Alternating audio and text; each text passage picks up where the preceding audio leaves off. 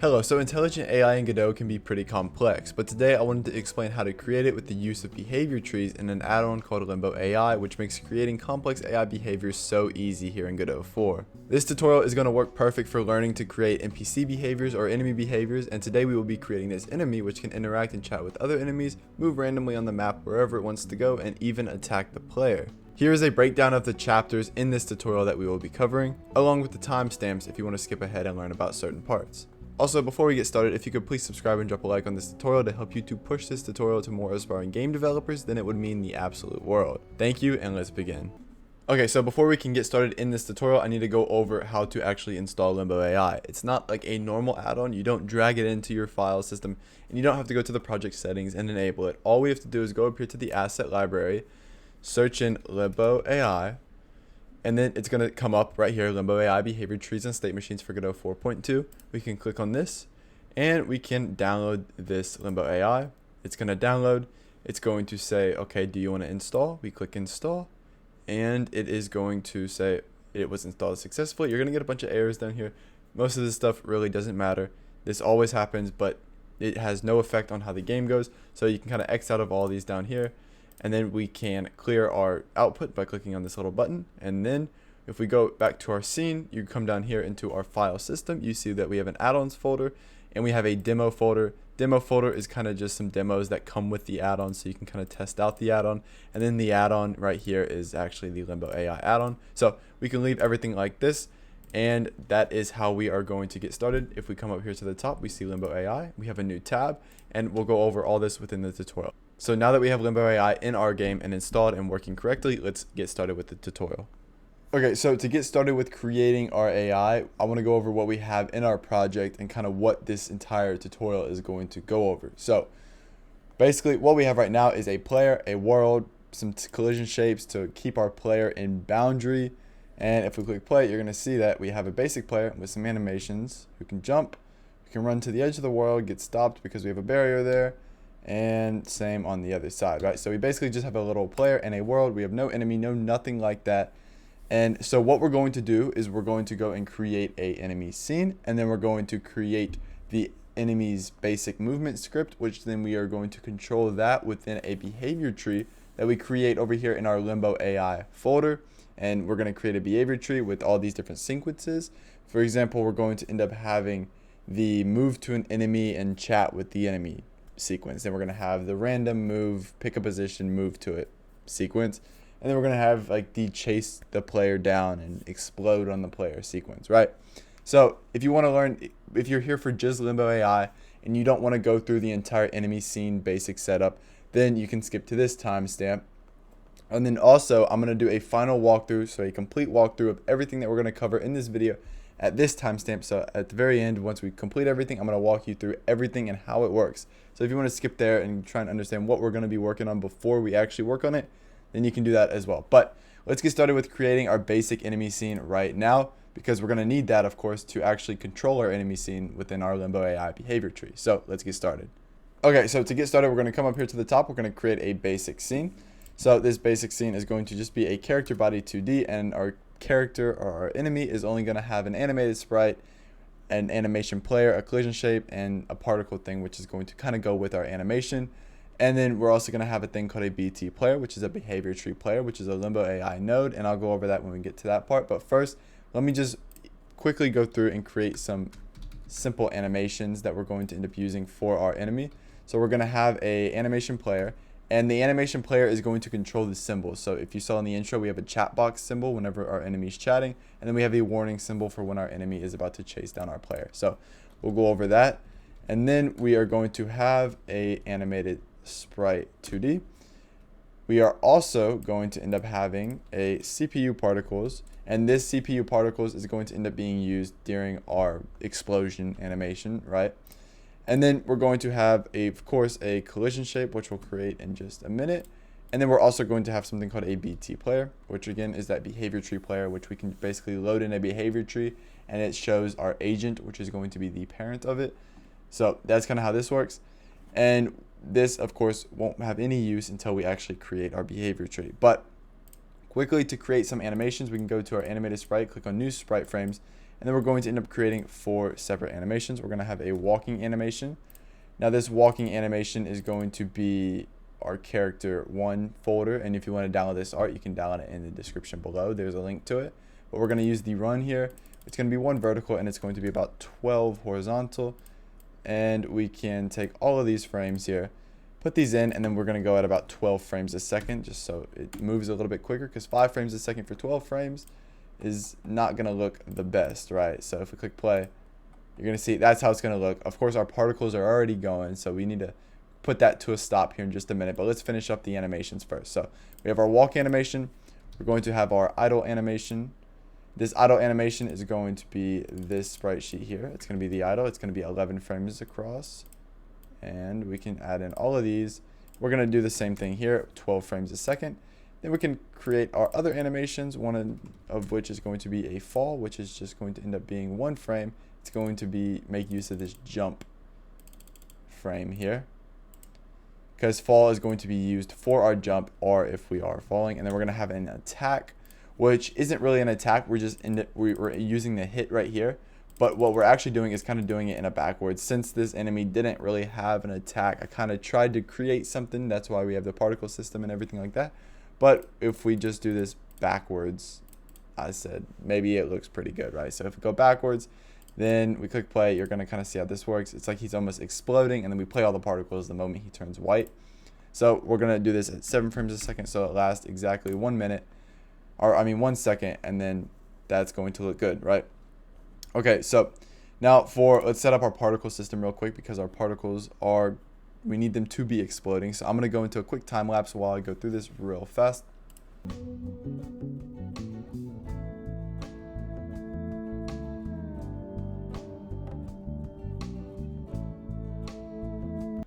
Okay, so this looks pretty good. So basically I just changed up the direction to this, or I changed up the spread, the gravity, the initial velocity, the scale down here.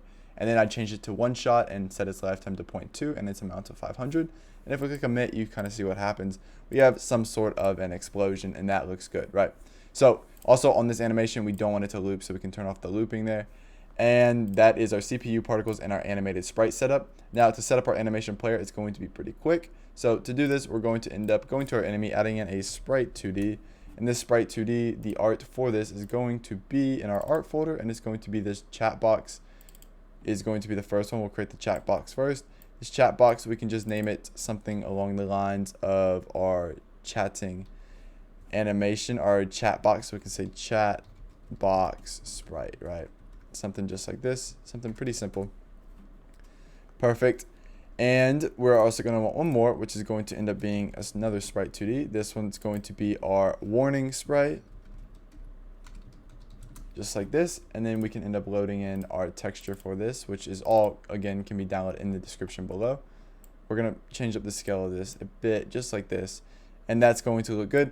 And now I'm going to go into our animation sprite real quick, and I'm going to create these animations just because I don't want to take your time with creating animations, because I feel like it's more on the simpler side, and I want to get into the actual AI that we were trying to go over today, right? So I'll be right back once I create these animations.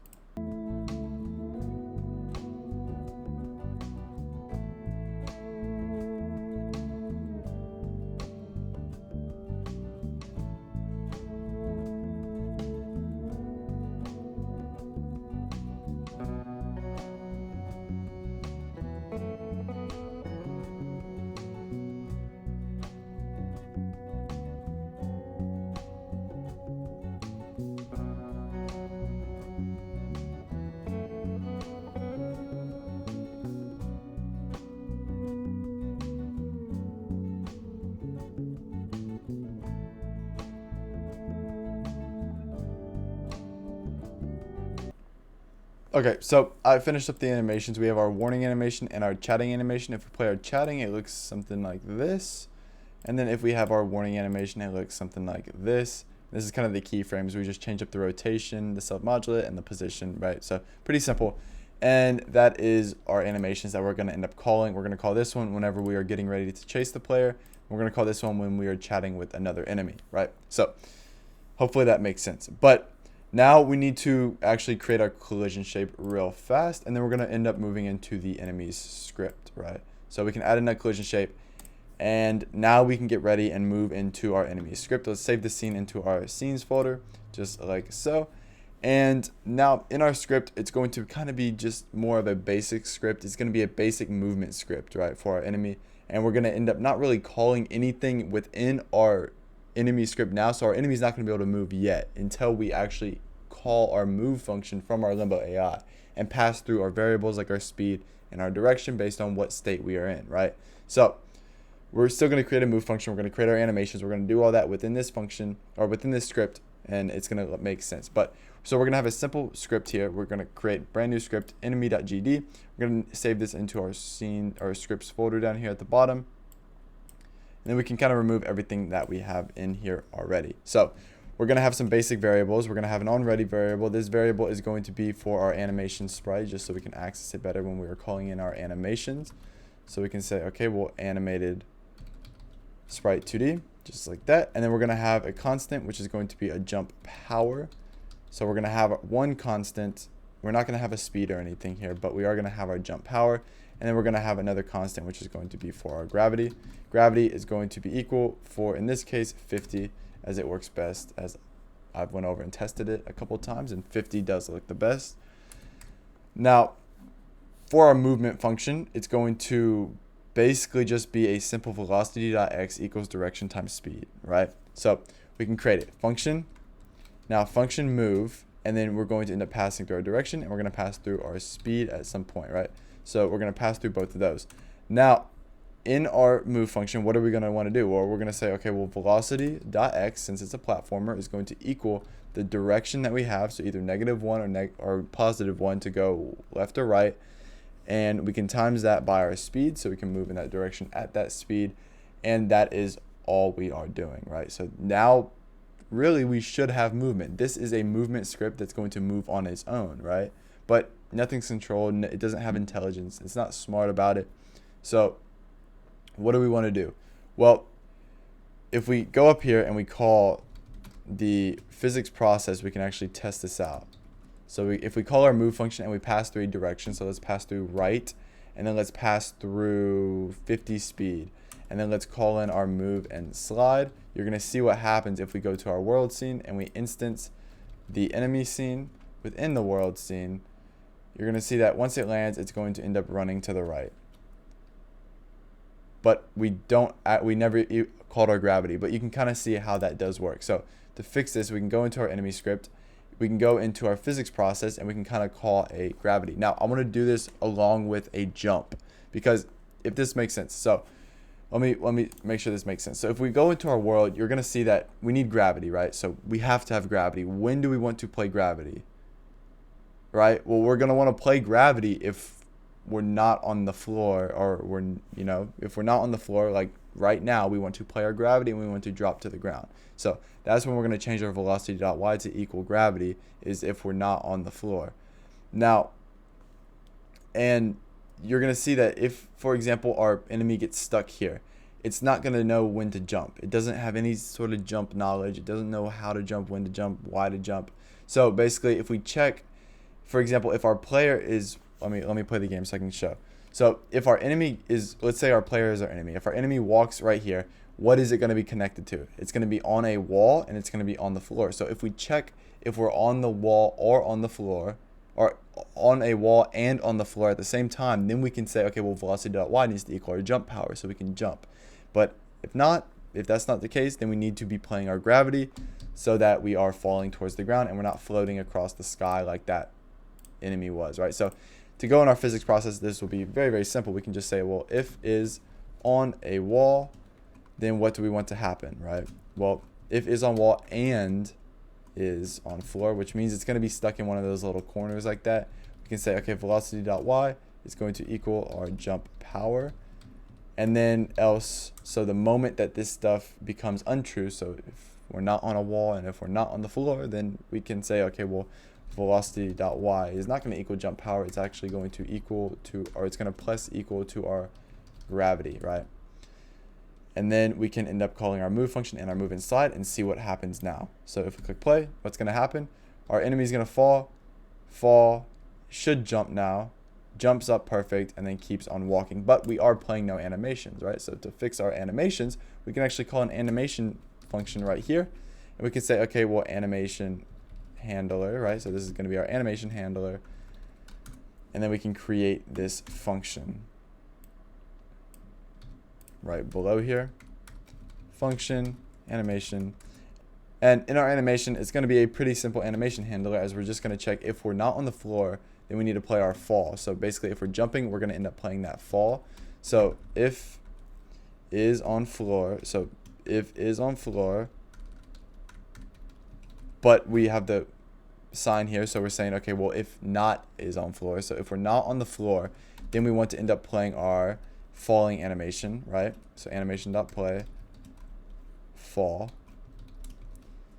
And then for our movement and our idle is going to be pretty simple as well. We can say, well, if velocity.x is not equal to 0, then we want to play our walk, because that means we are moving. But if our velocity.x is equal to 0, then we want to play our idle.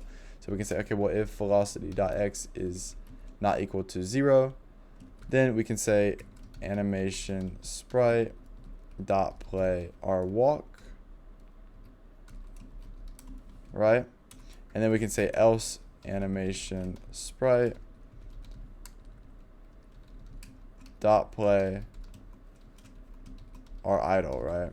Sorry, I don't know why I cannot type today. I have no idea why. But if we click play on our scene, you're going to see what happens is that we're going to end up playing our walking when we're moving, because we are moving right now. So that's the only animation we're going to play. And if we come up here to our move function and we set our speed to 0, which means we're not going to be moving, then we're going to end up playing our idle animation just like that. So that is working. Now, there's one more thing. If we set our speed again and we change our direction to -1, we should be going negative, right? So we should walk to the left. But what you're going to see happen is that we don't flip. Our sprite never flips. So to have our sprite flip over, we need to actually call a flip animation, or our update flip animation. So this is going to be a pretty basic function as well. If we just say update flip and we pass through our direction variable, we can say function update direction, or I guess I don't know why we're calling it update direction. We can say update flips, because we are going to just be flipping the sprite back and forth, basically just like this. And then we can say, okay, well, if the absolute of direction is equal to direction, then we want the animation.flip to be equal to false, right? And let me explain why this is. And then if this isn't true, then we're going to want it to be equal to true, right? Because if our direction is equal to -1, then the absolute here of -1 is going to be +1. So then +1 is not going to end up equaling -1, meaning that we are moving left, meaning we want to flip our sprite. But if our direction is 1, that means the absolute of direction is 1, and the direction is also equal to 1, so it's going to be 1 equals 1. That means we don't want to flip the sprite because we are moving towards the right.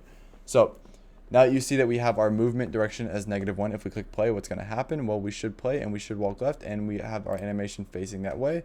Then if we do +1, you're going to see what happens is our animation is going to flip this way, and we're going to end up moving this way, jumping up, and everything works just like that. So that looks good. That is about as complex as our movement script is going to get. We want to remove this move function here because we're going to end up calling that from our LimboAI.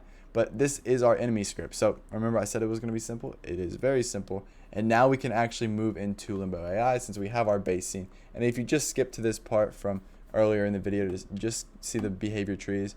Well, this is this code we just went over. So it's pretty simple, just like this. And then our enemy scene is going to be also pretty simple. We just have a particle system, animated sprite, couple animations, animation player, which plays some simple animations, and that's it. So now something that we have to go over for LimboAI to even work is a folder in our file system. So LimboAI only reads files that are in a folder named AI. So we have to go down here into our file system, and we have to actually create a folder in our resource here by creating a folder, naming AI, and then inside of this AI folder, I want to create 2 more folders, one for our tasks, because we're going to be creating custom tasks, and then we want to create another folder for our trees, because we're going to be creating custom behavior trees, of course. And to actually create our very first tree and store it in our trees folder, we can go to LimboAI, we can click on this new button here, and it's going to launch in a new board, right? So this is going to be a new behavior tree. Right now there's nothing in it. We have a selector, which is going to be the base. It's kind of like having a node 2D, right? It's the main thing, and everything's going to go under the selector. We're going to have different sequences under the selector with this sequence here, and then we're going to use this new task to create new blocks over here in which we're going to use over and over, right? So we're going to create kind of like our own little building blocks that we can use in our behavior tree, if that makes sense. So to save this, we can go up here to the top, we can click save, and we can save this to our AI trees folder. It's already on it, and we can name this our enemy1, right? Because this is just going to be our enemy1 behavior tree. And you're going to see down here, it's going to save it, and we can click on it, we open it, and we come back to what we have here. It's going to be named up here as well. So that is our behavior tree created. Now, since our behavior tree is now created, we can actually get started on making our behaviors and creating our different sequences. And we want to start off by creating our random move sequence because it's probably going to be the easiest to create. Okay, so to get started, we're going to end up adding in a sequence. So to go over to our blackboard over here, we can end up clicking on sequence. We can add in a sequence. And then on our sequence, we can give it a custom name, right? So we can come over here to a custom name and name it whatever we want. So this is going to be our random move sequence, right? So that's what we will name it. So we'll name it our random move sequence. And inside of our random move sequence, what do we want to happen? Right? Well, we're going to want to, let's first of all use some testing, right? So we can console print. We can print off something. We can print some sort of text. We can just say random move. So whenever we are playing, we know that we are in our random move sequence. So we know what sequences we are in, right? So we'll do this in all of our sequences just to name it. And so we know where we are at within our selector, right? But other than that, that's just going to print an output into the output, right? Just like a print statement does in a script. Now, what do we want to happen? How do we want a random move? Well, first we want to choose a random position on our map that we can move to, right? Or a random position that is near our player. And then what do we want to do after that? Well, we want to move to that position. So that's going to be two different tasks. One that's going to be choose random position, and then one that's going to be moved to that position. So to get started, we're going to go up to the top. We're going to click on this script, and we're going to create a brand new task. Now it's going to automatically save into our AI task folder. We want to rename this task script into whatever it may be that we are doing. So our choose random position, for example.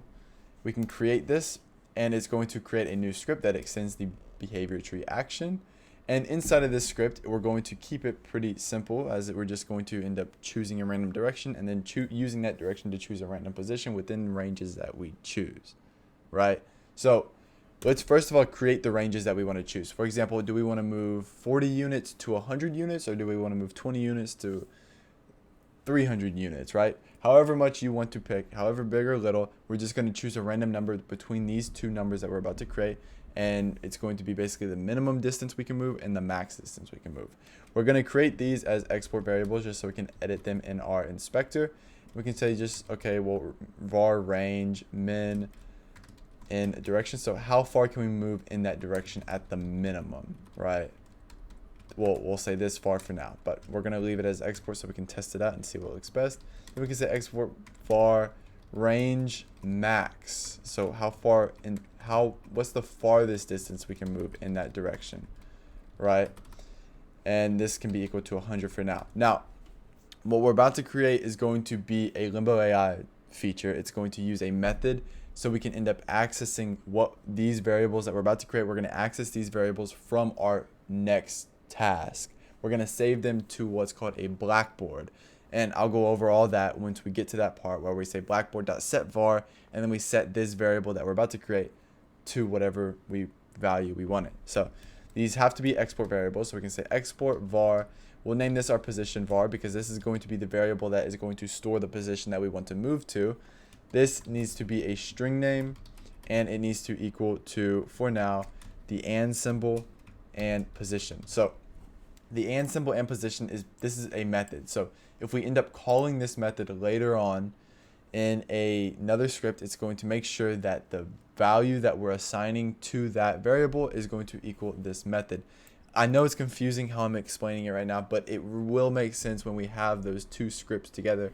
And I don't know if y'all skipped to the very end where we covered everything, but I went over this in that as well. But what this is doing is basically, it's kind of like a global variable. This is just going to allow us to access this variable here from our next script when we load in this variable using this keyword to load it in, if that makes sense. So, and then we're also going to use this keyword to save this variable to the blackboard, which is the LimboAI, of course, the LimboAI blackboard. We're going to save this variable to the LimboAI blackboard later in this script. So this exact script will do that, but we'll go over that in just a minute when we get to that point. And we need to say, okay, we'll export var for another one, which is going to be our direction variable, so we know which direction we're moving in. Then we can say this is going to be a string name, of course, as well. And we can just have another method for this one, or another keyword, and we can just call this the direction. So once that is done, we need to have some sort of function, and this function is it's going to act like a physics process. It's going to be called on delta every single frame, but it's not called physics process, it's called tick. So if we say function underscore tick and underscore delta, because we're not going to actually be using delta, but we are going to have to do an arrow into a status, because we are going to return a status for this specific task, right? So whenever we're running a task, we're going to be running our tick function over and over. We're just going to run it until we return success. So we can return failure, we can return running, we can return failed, we can return success. So it's going to keep running this exact tick statement until the status is equal to success. So first of all, we can end up saying success. We can return success. So right now, basically what would happen is nothing. Nothing at all would happen, because we're just going to end up running this once and then returning success, and then this task would be over with, right? But there's going to be some other stuff that we want to do. So of course, we need to find a position, and this position that we want to find needs to be equal to a vector 2. And then we need to find a direction so we know where the position is that we want to choose, right? We can't find the position until we know the direction. So to find the direction, we can just say, okay, well, var direction is going to equal a random direction. And to choose a random direction, we're going to go down here, create a new function, choose this random direction in a new function by just saying something along the lines of var direction is going to equal a randy range, so a random integer range between -2 and 1, right? Because if we think about this, we're going to end up having the chance to get 2 negative numbers and 2 positive numbers. 0 is going to be positive, 1 is going to be positive, -2 is going to be negative, and -1 is going to be negative. Because if we get the absolute of 0, it's still equal to 0, so it's going to count that as a positive. So this is going to give us a 50-50 chance to choose either or, right? Then we can say, okay, well, if the absolute of direction is not equal to direction, then we can say, okay, well, the direction needs to be equal a negative number, because that's what it's going to be. And else we can say, okay, well, if it's not equal to a negative number, then direction is going to be equal to a positive number, right? And then we can end up saving this variable onto our blackboard, which I talked about earlier, right? So we can say, okay, well, blackboard dot set variable. So we're going to set a variable on our blackboard, which means we can access this variable, which is from other scripts, which is our direction var, right? Like we created up here. And then what do we want to save our direction variable as? Well, we want to save it as the value of whatever direction is equal to, right? This variable right here. So we're going to end up saving that. Then up here, we're going to end up making the other direction variable equal to whatever random direction returns by just saying, okay, we'll return the direction, right? And then that should be our direction. Now that we have a direction, we can actually go up here and we can say, okay, well, let's make a position. Let's find a position by doing random position, passing through our direction variable. And then if we come down here and we call this, of course, what are we going to do? Well, we're going to call it. And what are we going to be choosing? Well, we're going to be choosing, first of all, we're going to be choosing a vector. This vector is going to be equal to a vector 2, just like we set position up here. I just want to make sure when we return a value, it's equal to a vector, and that's why we kind of define this up here. But we can say, okay, well, var vector is going to be equal to a vector 2. Now, what do we want to find? Well, we need to find the distance. So where do we want to go, right? So how much are we moving in one direction? So to find the distance that we're going to be moving, we can say, okay, well, random range. So basically a random integer from the ranges of our minimum to the ranges of our max, right? So the range to our max, so it's going to choose a random integer between these two numbers, and then we want to end up timesing this by direction. So basically, if direction is equal to 1, then we're going to be moving to the right. If it's equal to -1, then it's going to make whatever number we decide here, since it's going to be positive no matter what, it's going to make whatever number we decide into a negative number, which means we're going to move left, if that makes sense. Now, this isn't going to work, right, because we're not taking into consideration our agent. So right now we're going to be choosing places near the center because we're choosing between 40 and 100, right? So let's say this is equal, right here is equal to, you know, position 30, right? So we're going to be kind of choosing in this area back and forth over this line every time, right? So it's going to always be moving to this way, since this is kind of how the grid works. And the 100 point, we can kind of see where it's going to end, but the 100 unit ends right here, as you can see. So it's going to always be moving to here at the farthest because it's taking that from the 0, point, right? So to change that, we need to be taking this position and we need to minus it from our agent's position, because we want our agent to be able to move. Okay, well, let's say our agent's right here. We want our agent to be able to move 100 units in this direction at max and 100 units in this direction at max.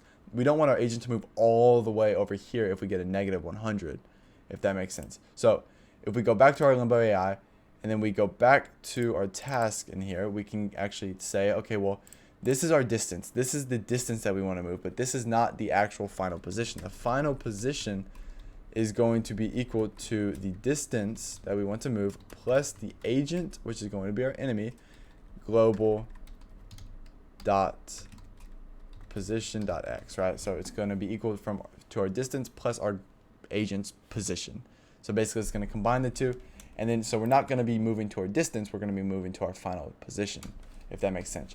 And then we can say, okay, well, vector that we created, a variable that we created at the top, vector dot x is going to be equal to our final position, and then we can return our vector, and then we need to go up here into our tick function, and we need to actually save this to our Blackboard by saying, okay, well, Blackboard dot set variable, and we want to set our position variable to equal to our position, if that makes sense. So now these variables that we are setting are going to be saved, right? So to test this out, I'm actually going to go to our LimboAI. We're going to create the next task, but we're not going to create anything within the task. We're just going to create the tick function so we can actually see that we're printing and we are pulling these variables out of the Blackboard, right? So let me explain what's going on. So if we go to our random move sequence, we can actually go to our miscellaneous over here now, and you can kind of see that we have choose random position. We have a own block. This is what we just created. If we add this, it just adds just like a block does, and it adds into the scene, right? So you kind of see these are the exported variables. If they have these little symbol here, this means they are exporting to a variable, to a method that we can end up pulling from the other tasks, right? So if we were to hypothetically play, nothing's going to happen. But if we go to our enemy, we go to our behavior tree player, and we end up loading in this behavior tree that we just created, we are going to actually print off some stuff. So if we click play, you're going to see what's going to happen. We're going to print random move constantly, right? Because in our LimboAI, we are console printing random move. Now in our choose random position, we aren't really printing anything, but we could go and print something real quick. And what I want to also do real quick is I want to add a wait timer down here, because if we don't wait, right? If we don't wait, then we're going to call this constantly. We're going to always be choosing a new number. So if we wait, you're going to see what's going to happen. We're going to end up calling it, waiting 2 seconds, calling it again, waiting 2 seconds. Now we can go into our random choose here. We can go in here and we can actually print off some stuff. So right before we return success, we can maybe print off our direction variable, and then we can print off our position variable, right? Just like this. So if we click play, what's going to happen? Well, we're going to print off our direction, and then we're going to print off our final position. So this is going to be moving left. This is going to be moving to the right, to the front. And then maybe we can also print off our agent position, right? And our agent position is going to be equal to our agent dot get global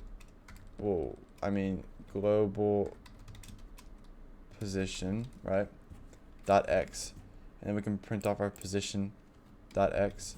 So what this is going to show is it's going to look like, okay, well, let's break this down. So you're going to see that random move, we're going to be moving to the left. We want to move to the X location of 423. So we want to move to the 423 X coordinate. And our current position is going to be 468X. So we're currently at 468, and we want to move basically, 50 to the left.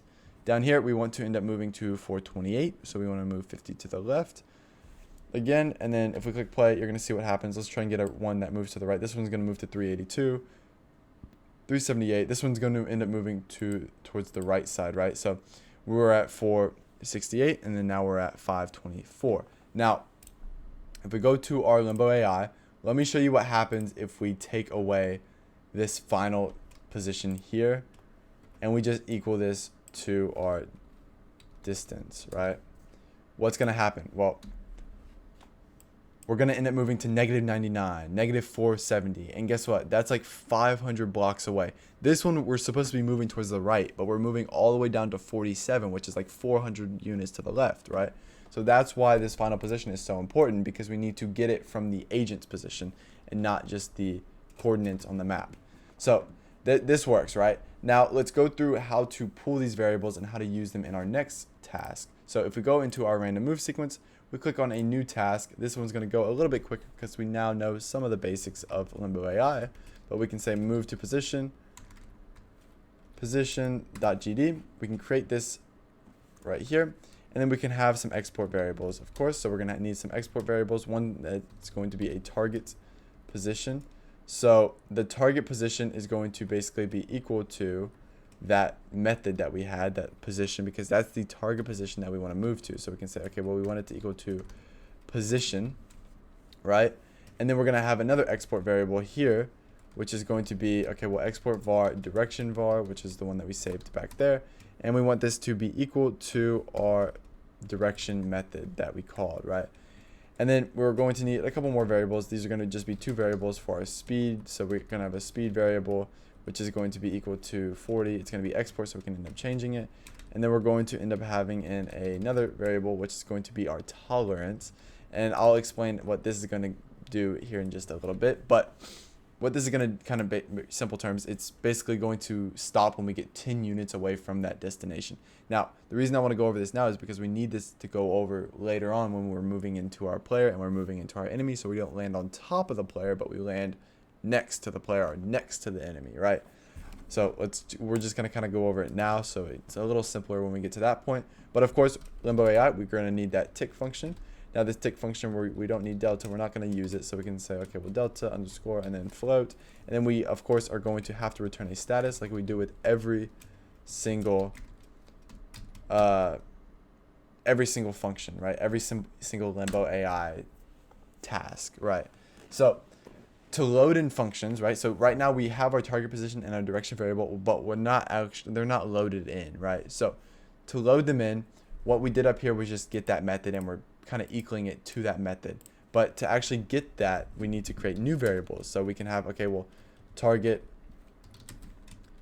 position, and we can actually go up here and name this one to target position variable. That's why I like to call these variables up here, and then down here we can just kind of take that away and say, okay, well, target position is going to be equal to a vector2, and this vector2 is we need to get that variable that we saved to our Blackboard. So we can say, okay, well, Blackboard dot get var, and we need to get that target position var, and it's going to be equal to a vector2 dot 0, right?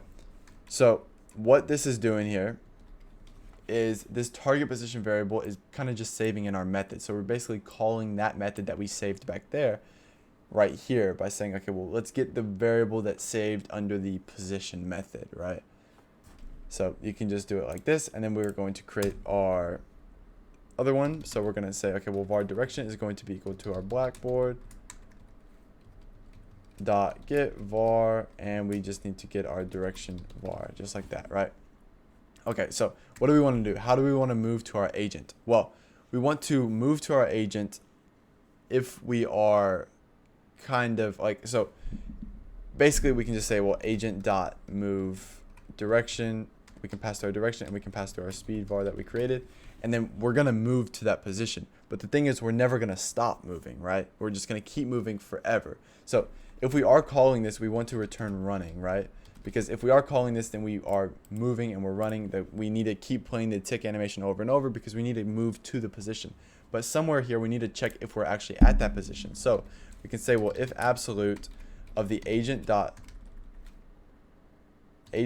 global position dot x minus the target position dot x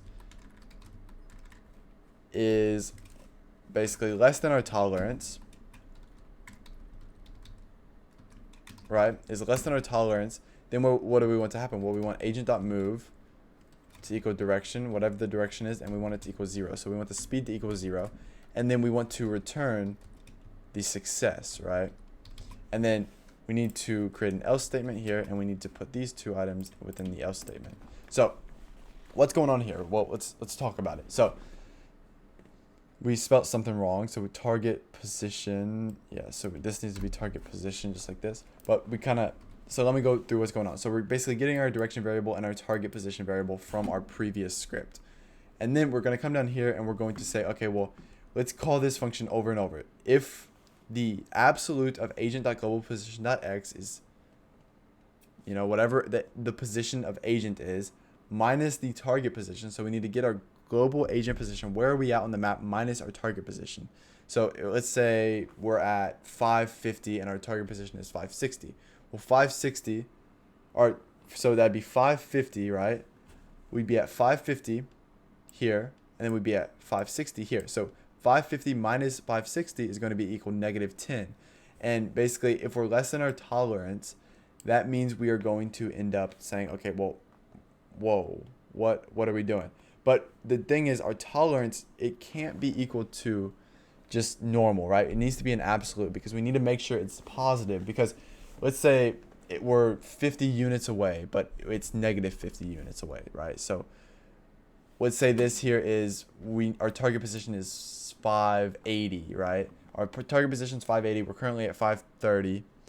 Then we're 50 units away. So minus 50, we're going to be -50. -50 is less than tolerance, so then we're going to end up stopping it, which isn't good. So we need to get the absolute, and that's going to say, okay, well, 50 is not less than tolerance. Even though -50 is, 50 positive is not less than tolerance. So only whenever we are within 10 units of that position, we're going to end up saying, okay, well, agent.move, we'll set the speed to 0. We don't want to move anymore. And then we're going to return success as this function has ended. This task has been completed. And then if all of this is not true, then we want to be moving because we want to be moving towards that position. So we can say agent.move, we can pass our direction variable, a speed variable, and then we can return our running. It's just so we know that, okay, well, we're still going. The LimboAI task hasn't finished and we need to keep going, right? And that should be our entire script. So if we go back to our LimboAI, we go to our random move sequence, we can add in our move to position here, and we can move it right under it. So we can say, okay, well, what are we going to do in our sequence? So whenever we play a random move sequence, we're going to say, okay, well, let's print random move, and then let's choose a random position. Then let's move to that position, and then let's wait 2 seconds. But we should work, right? So we're going to pick a random position, move to that position. Once we move to that position, we're going to wait 2 seconds, and then we're going to do it all over again. So if we click play on our world, you're going to see our enemy. It's going to start moving on its own. It's going to idle. It's going to move again. It's going to idle, right? It's going to idle for 2 seconds every single time because we have that wait timer. But it's going to move to a different position every time, right? And it's kind of free roaming now, but based on a random position that we picked and based on a random range that we picked in those export variables. So if you want your enemy to go farther, you can go to our choose random position and you can just change up these variables. So we can say maybe our minimum range is 80 and our maximum range is 500, right? Whatever you want it to be. And then our move to position, if you want the speed to be more, you want it to stop more before, you want the enemy to stop more when it's at the position. So maybe if we do tolerance, it's going to be equal to 5. You're not really going to see anything, but what's going to happen is it's going to move within 5 units of the final position, not 10 units of the final position. You know, if we go over here, we set the speed to, let's say, 80. Let's see what happens if we set the speed to 80, right? The enemy is going to move a lot quicker, but we can set this back to 40. And then that's going to be kind of how we go through sequences, and that's kind of how we create this sequence. But I want to create one more sequence under this sequence, and it's just going to be called our idle sequence, just so we can keep everything organized. We're going to say, okay, well, we want a sequence. We can add this sequence above our wait timer. We can actually remove this wait timer here because we're going to use a different wait timer, we can rename this sequence to be our idle sequence. So our idle sequence, right? And then in this sequence, we can just say something simple like choose a random wait from maybe 1 second, or maybe 1 second to either 4 seconds, right? So it's going to choose a random time between 1 through 4, and then it's going to restart if there's no other sequences. But we're about to create a new sequence, which is going to be our move to enemy sequence, which is going to be a friend, which there's something I want to go over within this sequence, which is going to be our tasks. We're going to create a find target task and a move to target task. But these two tasks we're going to end up using, and we're going to reuse those whenever we need to move to our player, because they're kind of the same thing.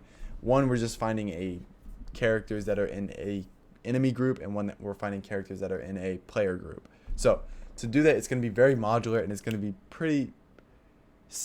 very simple but very modular. And so basically we're going to have to create one more sequence, then the next sequence will basically be created for us. We just have to put the building blocks together to create it, if that makes sense. So now that our random move sequence is working, we can moving to our enemy sequence and kind of chatting with our enemy and playing an animation from our LimboAI, which is going to be making use of this scene function here to play animation and stuff like that. So to do this, we can go up to our selector, we can add in a new task, or not a new task, but a new sequence. And this sequence, we can rename it to our move to enemy sequence.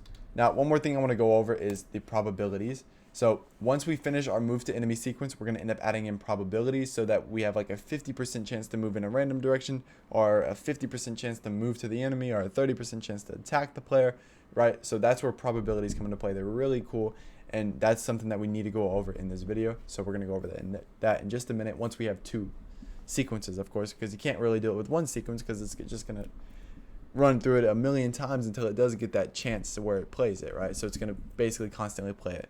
But if we have two sequences, then it's going to say, okay, well, 50% chance to choose this one, and then maybe a 30% chance to choose this one, right? So it's going to say, okay, well, we're going to end up calling this one more, and that's going to be very visible within our game. So in this sequence, let's get started. We kind of know what we're doing a little bit better now, right? Because we know how to go about things. So we're going to console print in this sequence. This is going to be our move to enemy. We can just print that so we know that we're moving, so that we know that we are moving to our enemy, right? And then inside of this sequence, what do we want? Well, we want to find the target, and then we want to move to the target, and then we want to play our chatting animation, then we want to wait a little bit, and then we want to end the sequence, right? So to find the target, how are we going to find the target? Let's create a new task. Let's say find target.gd. Let's save it. Now in our find target, it's actually going to be pretty simple. So we're going to have an export variable just so we know what group we're looking for. This is going to be our var group, and it's just going to be a string name. So basically, if we're using this to look for the player, we can just change one variable and then we'll find the player, or we'll find the enemy based on the groups that those are in. So if we actually go to our enemy scene, we go up here to our node and we go to groups, we can actually add our enemy within the enemy group. And if we go to our player, you're going to see that our player is already within the, should be, let's see, our player should be within the player group, right? Just as you can see here. Let's make sure we add the enemy to the enemy group, just like that. And then if we go to LimboAI, we can go into our script that we created, which is our find target script, and we can say, okay, our export var group string name. So basically, whatever we enter into this variable is going to be the group that we're going to be looking for, right? So we can say enemy, our player, and then we can have two completely different outcomes, right? So we can say, okay, well, we need another export variable, and this is going to be our target position, right? So target variable, or not really a position, but a target node, right? We need a node that we're going to target. Since it's going to be moving, it's going to be a bit different than moving to the position and choosing the position, because we need to choose the target, and then we need to move towards the target, but the target's going to be moving, right? So we're going to have to move as the target's moving and kind of update the position constantly. And that's kind of what we're going over here, right? So we can say, okay, well, target position is going to be equal to a string name, and it's going to be equal to target. And this is just so we can end up saving it and we can access it within our next task, which is going to be the task to actually move to our target. Then we can say var target, this is just going to be a var for this script, and we're going to end up equaling our target variable to target once we have target set to what we want it to be set to. Then we need to create our tick function real quick. So tick underscore delta float, and we need to end up returning a status, of course. And then we need to basically check our variable up here, our export variable, what group we are checking for. So if we're in the group enemy, then we want to make sure that we are checking for enemies. So if group is equal to enemy, then we're going to check for enemies by calling our target is going to be equal, or basically, so if we're checking for enemies, our target is going to be equal to whatever outcome we get from this function, right? By getting our enemy node. And these are functions that we're going to have to create. They are custom functions, of course. And we're basically going to kind of check through by calling in a basically get the agent's tree and then get the nodes in group. If they're in this group, then we're going to choose them, right? So we have the get enemy node, and then we're going to have another one, which is going to be a lot simpler whenever we actually write out the function, but it's going to be the get player node. And we can say, okay, well, else if the group is equal to player, that means we're searching for players. Then we want that target variable up at the top to be equal to just to get the player node, right? And that's going to be a lot simpler. And then we need to save this variable, the target variable, to our blackboard. So we can say, okay, well, blackboard.set var is going to be equal to our target variable is going to be equal to whatever our target is equal to. And then we can return success, right? So basically what this is going to do is this is going to return our enemy node that we're looking for, and this is going to return our player node that we're looking for. And then it's going to equal our target var based on whatever target we choose. So if we're in the group enemy, we're going to end up setting our target variable to our enemy node. If we're in the player, we're going to end up setting our target to the player node, and it's going to return the target. So whether that be player or enemy, it doesn't matter. We're going to return that, and then we're going to access it from our next script. So basically, to get our enemy node, it's going to be a lot more complex than the player. So let's start with the player since it's going to be simpler. We can just say, okay, well, var nodes. So we're basically going to grab all the nodes that we have in our scene tree. We're going to say, okay, well, array is going to be equal to node, right? And then we can say agent.getTree.get nodes in group, right? So the group variable up here. So if it's player, we're going to get the player. We're going to get all the nodes in the player group. There's only going to be one node that's going to be in group player because we're only going to have one player. So this one's going to be simple because we don't have to really do any checks to make sure we're getting a node that isn't the enemy, or we have enough players because there's only one player, right? There's only one player. So we can just say, okay, well, let's return node 0, right? So if we return the first item in the list, we know that's going to be the player because it's the only node in our agent's get tree that is going to be within the node or within the group player, right? So that's easy. Now in our enemy, it's going to be a little bit more complex. We can actually take this exact line of code here, create this exact same variable up here, but we're going to have to kind of check something. So basically up here, it's going to say var nodes agent.getTree. So it's going to get the enemy's tree, and it's going to get the nodes in the enemy's tree group, and it's going to say, okay, well, let's get all the nodes. So basically it's going to pull up this world right here, and it's going to get all these nodes, and it's going to say, well, which ones are in the group enemy? And then we're going to say, okay, well, for our enemy to run to another enemy, we need to make sure that the node size is greater than 2, because if it's not greater than 2, then that means we only have one enemy in the scene, right? So we can't really chase a player if we only have one enemy. So we can say, okay, well, nodes.size is going to, we need that to be greater than or equal to 2 for us to continue, right? And then we can say, okay, well, we can shuffle the nodes and pick a random node, but we need to make sure that the node that we choose isn't going to be a node, or isn't going to be the enemy that we are, right? Because this doesn't know the enemy that we are. It doesn't know that we're enemy 1, enemy 2. It just knows that we're an agent. It knows what we are. It kind of knows the scene that we're connected to, right? But it doesn't know the exact character body we're connected to, if that makes sense. So we need to end up calling a function from our enemy that's checking to make sure it's not ourself, right? So to do this is going to make more sense. We can say, okay, well, while agent dot check for self, which is a function that we're going to have to create in our enemy script, and then we can basically just return nodes front. So it's going to get the very first node. So it's going to pull all these nodes. It's going to pull every node that is in the group enemy, and then we're going to kind of pick the very first one in the group, and we're going to check it for self in our enemy script. So if we go to our enemy script, we actually have to create a new function over here, which is going to be check for self. And what we are going to be doing here is we're going to be checking for ourself, which is the node that we're checking for.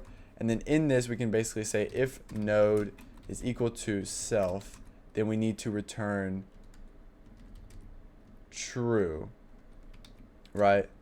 Wait, so if the node is equal to ourself, then that means it is ourself. And then if, else if, or I guess else, we can return false, just like so, right? So basically, if the node is equal to ourself, we're going to return true. If it's not, then we're going to return false. And then if we go back to our LimboAI, we go back to this find target, we can say, okay, so while agent.check for self, okay, I guess we need to say while not agent check for self. So while it's equal to false, which means it's not equal to ourself, right? So let's go back to our enemy. Let's see what we said. We said so if node is equal to ourself. So if the node that we pass through is equal to ourself, then we need to return true. So that means we want to go back to our LimboAI, our find target here, and we want to say we don't need this. So basically, while this is true, then we want to call what's down here. We want to just say, okay, well, nodes, right? Nodes dot shuffle, and then we can kind of redo the order. And then we're going to go back up here and we're going to call this again until this is equal to true, or until it's equal to false. So the moment it's equal to false, that means it's not going to be equal to true. That means we're going to say, okay, well, it's equal to false. We don't want to call this anymore. We're going to move out of our while function. We're just going to say, okay, we found a node that's not our enemy, and we're going to return the very first node in our shuffle, because that's the one that we just checked, and we just found out that that one is not our enemy. We want to choose that one, and we want to go with that one. So we'll return that node, the very first node in our nodes group, to our target, and that's going to be our target. And up here, we can actually print our target, and we can test out how this works.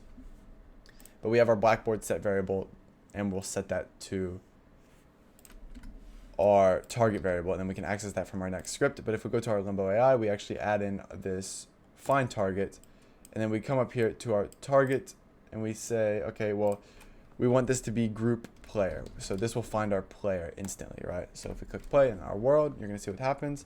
Random move down here in the debugger. Random move, because we're just getting random moves. But the moment that we get the move to enemy sequence, which it doesn't look like we're getting.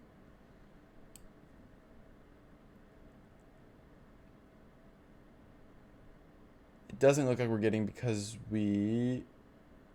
Okay, so it's because we don't have our probabilities up here. So we actually need these probabilities because we need to choose between these, and these need to be subchilds of these probabilities. So for example, if we have a probability there, we add in another probability. I forgot that these are both straight under the selector, so it doesn't know which one to select, right? So it should go in order, right? But no, because we're going through the idle, we're finishing the idle, then we're going right back up to this one over and over and over.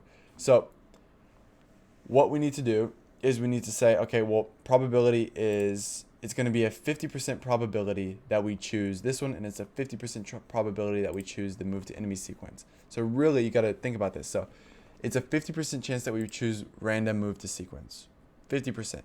But then if we get the 150% that we don't choose it, right? So it's 50-50. If we get 50 that we don't choose it, it's 50% to choose it, 50% not to choose it. We get down here. Then we have 50% to choose it, 50% not to choose it. So to make it a true 50-50 between the two, this probability here needs to be equal to 100, or it needs to be equal to 1. It needs to be equal to 100%, because if we get through this one, then we want a 100% chance to choose it. We don't want a smaller chance, because if we do 50-50, then it's kind of like we have a 25% chance to choose this one and a 50 to choose this one, if that makes sense. So if we click play, you're going to see we have random move there. We're going to have random move again.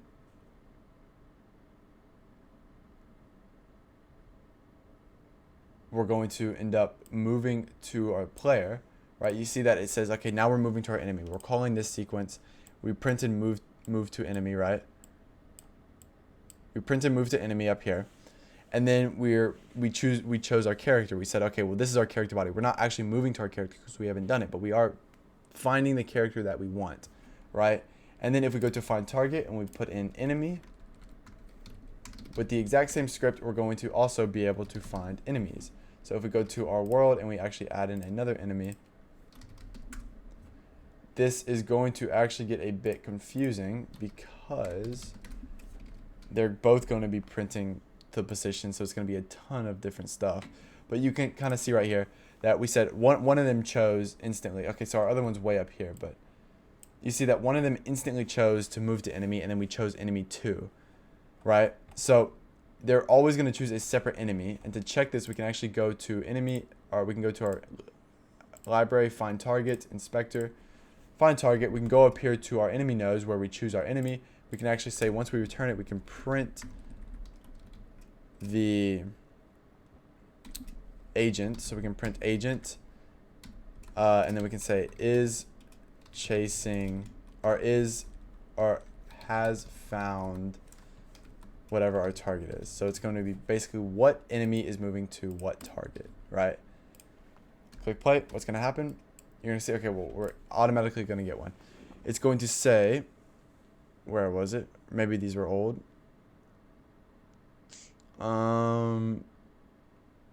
Character body 2D. Okay, so enemy character body 2D moving. Maybe we don't. Okay, so we put this under the player. That's the first mistake. So we need to put that under the enemy because we're not actually checking for the player. So we're actually never going and calling this right here. But if we put that under the enemy, you're going to see what happens. We're going to click play, and you're going to see, okay, well, the enemy character body has found the BT player. So it found the target, which shouldn't be right. Maybe we.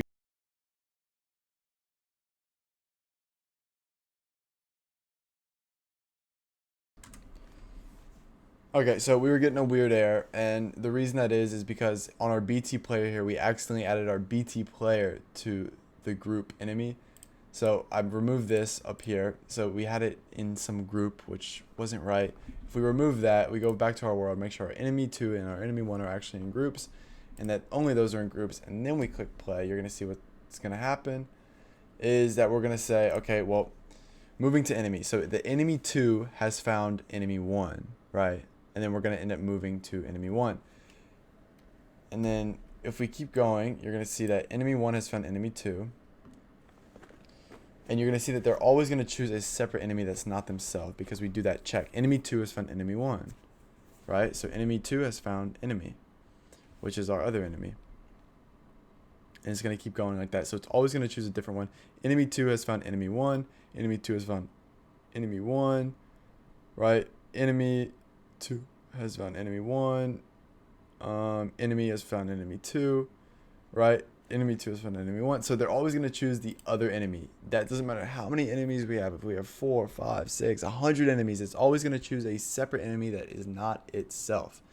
So that works. Now we need to go back to our LimboAI, and we need to actually go through, and we need to take this target node, and we need to create a movement script to this target node.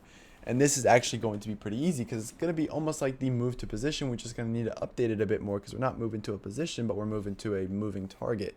So once we complete this, we're going to be able to use this find target, and we're going to be able to use our movement to move in our next sequence to move to our player and chase our player down. So it's going to be pretty, like, we're just going to have to put some building blocks in, and we'll have another whole sequence, right? That's what I want to go over, but we need to create this next task. And this next task is going to be our move to target.gd, and inside of this task we need to get that variable, that target variable that we had. So we can say export var target variable is going to be equal to the and target method that we set up, and then we're going to have 2 more export vars just like we had in our other movement, which is going to just be a var speed var, which is going to be, for now, I guess we can equal it to 60, and then we're going to have another one which is going to be a tolerance. Export vars tolerance, right? And I don't know what we want this to be equal to, maybe 20, but we'll have to see. We'll have to test it out and play around with it to see what works best. How close do we need to get to the enemy? How close do we need to get to the player? And do we want it different? That's why we're making export variables, right? So we don't have to change up the script, but we'll decide that all later whenever we are testing it out. So of course we're going to need the tick function here. And again, we're going to put in delta, a float, and we need to end up returning a status at some point, right? We need to return some status. And then we're going to need a variable, which is going to be our target. So the target is going to be the node that we're trying to move to. So we need to make sure that it is a character body 2D, right? We need to make sure it's a character body 2D, and then we can say, okay, well, blackboard.get var, and then we can load in that target variable that we created up at the top. So we can end up loading in our target method into our target variable, right? And then what do we want to happen? Well, first of all, we want to basically check to make sure we do have a target, right? We want to make sure there's no error that went wrong. So we can say, well, if target is equal to, or I mean, is not equal to null. So basically, if nothing is equal to null, then we want to actually run our script. But if it is equal to null, then we want to return the failure, right? So if target is not equal to null, which means we have a target, we have a character body, everything's working, then we want to find that position of that target. We want to get the direction to that target, and then we want to basically move and check if we are at that target or not. So to do that, we can basically say, okay, well, var target position is going to equal the target dot global position, right? Then we can say, okay, well, var direction is going to be equal to agent of the agent's global position, right? So the direction is going to be equal to the agent's global position dot the direction to the target position. So basically we're going to say, okay, well, where's the agent at on the map and where's the target position? We need to get our agent's global position, and we need to face in the direction that the target position is at, and we want to move towards the target position from our agent's global position, right? So that's going to get the direction. It's going to return a -1 or a +1, right? Well, actually, this right here is going to return a vector2. So we're going to just say, whenever we call the direction, we're just going to get the x variable, because the y is going to be equal to 0, because there's nowhere to move up and down. We're going to be on the same level for the most part, so we don't really need a y direction. So we're going to make use of the x direction, if that makes sense. So basically, to do this, we can end up saying, okay, well, we need to create our movement. So basically, if we are, let's say, moving, for now we can end up passing, because we're going to say, okay, well, if 1 equals 1, right? This doesn't matter. This doesn't matter. This is just so we can create the else statement, because I want to create the else statement before we actually create the if statement. So basically, the if statement is going to be checking to make sure our global position.x minus our target position is under our tolerance. If it's out of our tolerance, we're going to set our agent.move to nothing, right? But if we are moving, right? So if we are moving, we want to end up, first of all, saying agent.move, and we want to pass through our direction.x. Now, let me show you what this does. So whenever we test it out, we'll print off direction.x so we can see what direction.x is, and we'll actually print off direction itself so we can see the difference between the two, right? And then if we want to move towards direction.x, so we want to use direction.x to move left or right, and then we want the speed variable right here. We want to move at our speed, whatever our speed is, and then we want to return running if this is true. So when we print this, this will print off, right? And then we'll go over this, because right now this is automatically going to play this if statement, but this if statement is really just checking if we're at our location, if we're at our target. So to check if we're at our target, we can just say, okay, well, if the absolute of agent.global position, and this right here is exactly what we went over. If we go look at our move to position, it's going to be this exact script. So we can actually kind of copy this, and we can bring it over to our move to target, because it's the exact same script here, or the exact same line of code, by getting our agent.global position.x and then minusing our target position.x, and then if it's in our tolerance range, then we want to end up stopping our movement, but this direction needs to equal to direction.x, because I'm going to show you exactly why that is once we start printing this off. And then I want to go through these other scripts real quick, and I want to remove anything that we're printing, just so it's not, our output is not super filled with things, right? So we can print this here as well, remove that. And then if we go to our world, we click play, you're going to see what's going to happen. So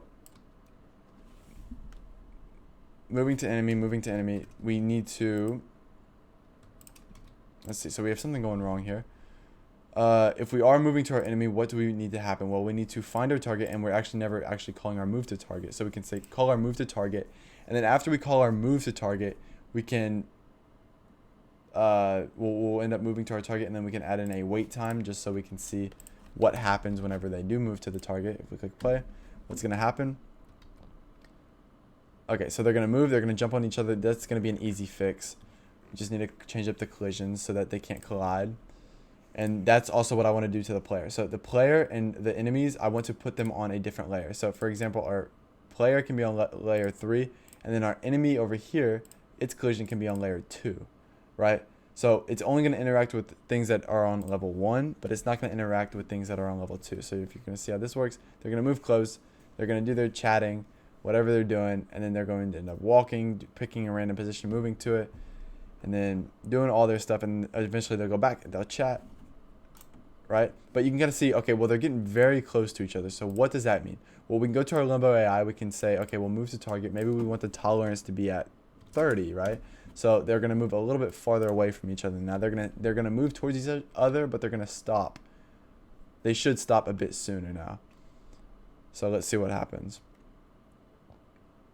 Okay, so they're not chatting right now. They're just random moving, but they're random moving on top of each other. You see how he ran to it, and then he stopped like far away, and then I have a gap now. Let's see, he's moving, and then he stops pretty far away from him now, right? So they can chat. So what this is doing is now we need to end up going and playing our animation, and we can play our animation once we get to the target. This animation is going to be our chatting animation that we created in our animation player. So once we get to the target, we want to play this animation. We can go to animation player, new BB node, and we can assign this to a node in our enemy scene, and this is going to be our animation player. And then what is the name of our animation? Well, it's the chatting animation, and you're going to see what happens here. Now we're going to end up calling that animation. So he's going to call that animation whenever he wants to chat. Whenever he is chatting, they call the animation, so they chat to each other. The reason it looks so weird now, and it's kind of almost in a loop, is because it's basically a 50-50 to do that or random move. That's not what you want. So to move to the enemy, maybe we want it to be a 30% chance, right? So we have a 50% chance to move randomly, and then we only have a 30% chance after we get through that 50% chance to move 30%. Or I mean to move towards an enemy. So if you do this, you're going to see that they're going to move around on their own a lot more. They're going to end up chatting every once in a while, of course, but they're going to move on their own, do whatever they do. And they're going to chat, move, do whatever they want, right? But then at some point, we want to have a section where they end up running towards the player. And to run towards the player, it's actually going to be extremely, extremely simple. We actually don't have to do another line of code. And that's the good thing about this. So we can go down here and we can end up going to our selector, adding in another probability. Maybe we want this to be the lowest of probabilities because it's basically going to end up killing the player if they run towards the player. So we can say, okay, well, .20% maybe. And then what happens here is, of course, we can print off a statement so we can see what's happening down here and what area we are in. We can say, okay, well, we want to print off the chase player like this. So we want to print off chase player. And then what do we want to do? Well, we want to go up to the task that we created. We want to find the target that we want to chase. The target that we want to chase is a player. And then we want to end up playing the animation, right? And you're going to see how quick this comes together now that we have everything set up, right? We want to end up playing the animation. So assign to our animation player. We want to play the animation warning like this. And then what do we want to happen after we play the animation? Well, we want to move to our target, right? So we can say, okay, we'll move to the target that's saved up here. And then what do we want to happen? Well, we can say, okay, well, we're going to be at the player. Let's wait 5 seconds, right? So we can say, okay, well, let's wait 5 seconds once we get to the player. And maybe this one up here, we want it to wait a bit longer as well. But if we wait 5 seconds when we get to the player, once we chase the player down, you're going to see what happens. Also, real quick, I want to go to our move to target, and I want to actually up the speed to like 100, so we move to our player at like lightning speed almost, right? And then maybe our tolerance can be like 25. So it gets closer to the player, but not on top of the player, if that makes sense. So this may take a minute to happen, but this is an error on my part. We're waiting around for nothing. So sorry about that, but we forgot to actually add in a sequence. So we don't have any sequence, but if we do this and we move all this within this sequence, I don't know why I didn't notice that, but we did not have a sequence. So we can say, okay, well, this is the move to player.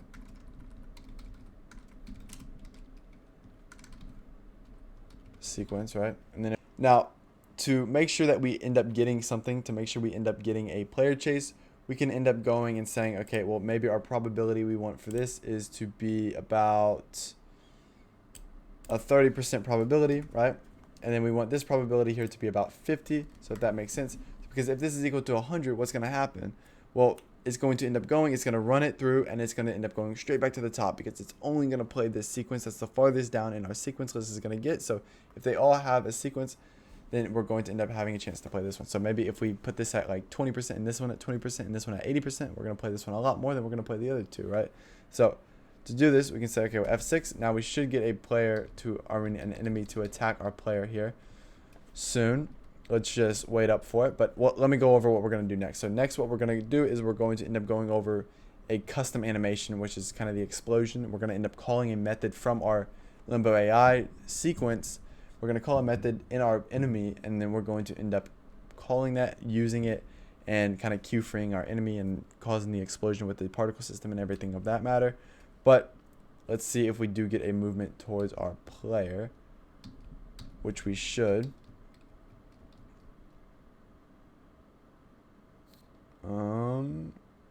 Doesn't look like we are.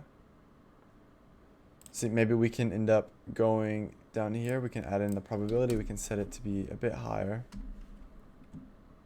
And there we go. Look at that. We automatically got one.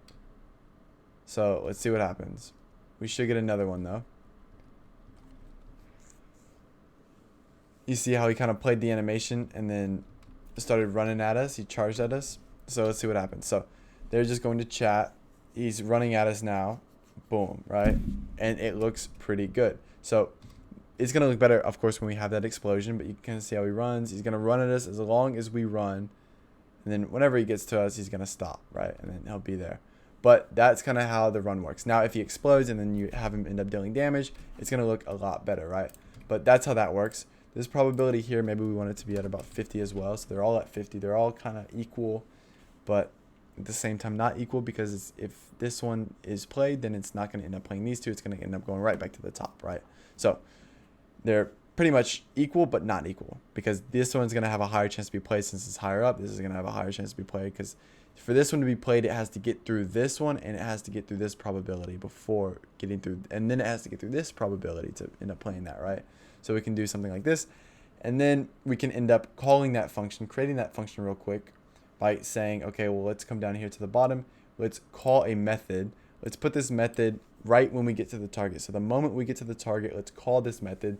The node that we want to call is going to be, basically, we want to call in our enemy. So it's going to be on our enemy. So a period, and then the method that we want to call is going to be, I guess, play the attack, right? Just like so. And then we can end up creating this function over here in our enemy script by saying, okay, well, function play attack. What do we want to do to play our attack, right? So to play our attack, we are going to end up kind of doing some things with some timers and stuff. We're just going to say, okay, well, what do we want to happen the moment we play our attack? Well, we want our animation. We want our animation sprite.play, our attack animation. Now our attack animation is going to last 1 second. So when we get to the white, it's probably going to be about at 0.8. So we can say something along the lines of await get tree dot create timer, you know, for 0.8 seconds or 0.7 seconds dot timeout. Once that happens, then we can say, okay, well, let's start our CPU particles dot emitting, right, is going to be equal to true. And then about await dot get tree dot create timer, you know, maybe 0.3 seconds later, we can just say, okay, well, self dot queue free, just like this, right? And we can queue free ourselves just like so. And then what this should do is play our animation, and then the moment we play our particles. So it's kind of like a particle emitting, and then we can maybe say something along the lines of we can make it disappear as well if we wanted to, right? So we can say, okay, well, let's actually, when we emit our particles, we can say animation sprite dot visible equals false, right? Whatever we want to happen. Now if we go click play, you're going to see what happens. The moment we get attacked, a bunch of stuff is going to go down, and we're going to end up basically removing the player or the enemy from the scene and everything like that. But we just got to wait to be attacked real quick. There we are. Boom. He's going to explode just like that, and kind of this one's going to explode on us now. Kind of like that. So they get to the player, they explode, they chat with each other, they do everything they want with each other, right? So they have the chance to chat, they random move, they do basically what a enemy should be able to do, right? If we go to our world, we end up adding in another enemy scene. We add it to the group enemy, then we click play. What's going to happen? Well, we're going to be attacked by 2 of them instantly off the bat, which is not good, and that is because our LimboAI over here is so high. The chance for it's so high. So for this, I'm going to end up actually bringing it down to about 2.5. Now we'll be attacked sometimes, and sometimes we won't be attacked. But this is looking good. We don't actually have that other enemy now because the enemy is way up here. Okay, but now we have our 3 enemies. We have enemies, they move randomly, they chat with each other, they talk with each other, sometimes they'll attack our player, and that's kind of how that works. So I'm going to go through a complete walkthrough of everything that we just created, how this is working, how this AI kind of functions. And it is pretty simple, but it looks super clean, and it's good for NPCs, enemies, all that type of stuff, right? It's really, really good. Animals that are functioning in a forest, whatever it may be, this is really, really good AI.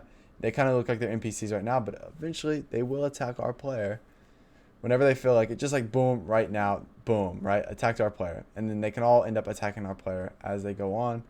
They can chat with each other, whatever, right? So this is kind of how you create some basic AI here in Godot. Now, let's kind of walk through exactly what we created, what just happened, what do we do, why are we doing what we're doing, etc., right? So we started off this video by creating this enemy script, right? We created this enemy scene, a particle system, animation sprite. We created some basic animations here. So we have a chatting animation, and then we have that warning animation, right? So we created these animations. We have a collision shape. We have a BT player, behavior tree player. We put in our behavior tree that we created in our LimboAI into that. This is the behavior tree that we created, right? What happens is we have some custom tasks. So we have a selector. We have a 50% chance to move to a random area on the map. Do that, we end up calling this choose random position, and to choose random position we end up calling this script, right, which is going to end up picking a random position between these 2 values. Picking a random position between these 2 values, basically saving it to our blackboard, and then we're going to end up moving into our next task, which is move to that position. We're going to end up loading in those variables that we saved, and then we're basically going to make sure we move to that position. When we get to that position, then we're going to end up stopping our movement, right? And then we're going to go to an idle. So every time we move to a random position, we're going to idle for 1 to 4 seconds, right? And then we're going to have a 50% chance to move into our enemy sequence state. So this is kind of like a friend enemy. This is when we want to talk to our enemy friends. And to do that, we actually made a find target and a move to target, which we use down here as well. A find target and a move to target is the exact same script. It's just modular, so it works for both of them. And basically what we do is we are going to say, okay, well, let's find the target. We're going to get all the nodes in the agent's get tree. So the agent is our enemy, and we're going to get the get tree. We're going to get all the nodes in the group. We're going to check to see if the nodes in the group are matching the group that we set up here. So this is an export variable, so we can set it to player or enemy.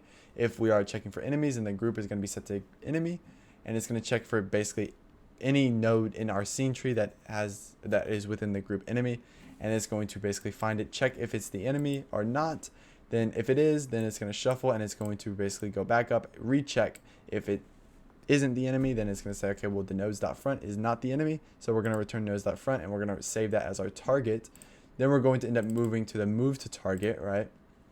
And the move to target is going to be this script, which is basically where we're going to end up loading in our target variable, and we're going to simply just kind of move to our target with some basic scripting down here. We can remove this because this is just a print statement that we were using for testing, but that's about all we do there, right? We just move to our agent, just kind of the exact same movement that we use to move to our position. This is calling the move script within our enemy script that we created as well, right? So it's calling this right here. And then we're going to play our animation chatting through our LimboAI, and then same thing kind of down here, but this is just for our player. So up here in our find target, the group that we entered is player. So we say, okay, for this one, we want to actually check for our player. For this one up here, we actually want to check for our enemy. So that's the only difference between those two, right? Is our export variable. We change it so we look for something else. And then it kind of goes through, it ends up calling a play attack, which is going to go to our enemy script, and it's going to end up playing this function right here, right? And that's kind of just removing it from the scene with a bit of fanciness, right? But that is kind of how you create LimboAI behavior trees, and hopefully it was able to teach you kind of the basics of LimboAI. It was, whenever I first started using LimboAI, it was pretty complex, and I was having a little bit of trouble understanding what was actually going on, what to actually do, how to actually go about it. But I spent about a week, 2 weeks on it, and kind of figured out some basics of it. And I'm actually using it right now for a different project that is much more complex, and it's really able to make some good looking AI, right? So it's some AI that's working on in the background of the game, some little animals that are working around. It's kind of like, I don't know if you guys have ever heard of the Forest app. It's kind of like a productivity app. It's kind of like that. It's one of those apps, but you got some animals. It takes place in a forest. And it's not the Forest app, right? The Forest app doesn't take place in a forest. You just grow trees, but it's something completely different. It's like a tent and everything, but there's animals that are walking around all the time. And so they need their own custom AI behavior. And I'm actually right now making use of LimboAI for that. And it's really, really something that, I don't know, I'm happy with how LimboAI turns out. I'm happy with how easy it makes everything. And I really do recommend you giving it a shot. If this video was able to help you in some way understand it, please let me know in the comments. If it wasn't able to help you, then I really hope that you would ask me in the comments, and hopefully I can explain it in a different way to help you understand it. This video was a long video. It says I've been recording for basically an hour and 30 minutes straight right now. So that's a very long recording. So if there was any mess ups or anything like that, then I do apologize. But thank you so much for watching. I do hope it was able to help. And until next time, stay safe and have a wonderful rest of your day. If you have any questions, let me know in the comments. But until then, stay safe and have a wonderful rest of your day. Bye-bye.